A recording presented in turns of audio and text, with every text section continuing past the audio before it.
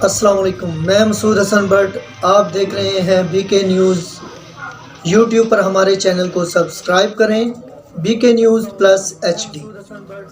اب چلتے ہیں بریکنگ نیوز کی۔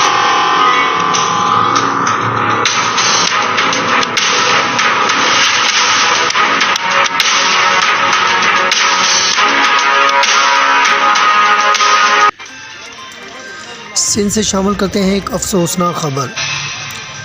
Report bureau chief Sindh Altaf Soomro. مر کر بھی چین نہ پایا تو کدھر جائیں۔ ایک اور سال بیت گیا مگر دادو کے حالات نہ بدلے۔ سال 9 میں میت کو پانی سے گزارنے کا پہلا واقعہ سامنے آیا، جہاں پر دردناک مناظر دیکھے گئے۔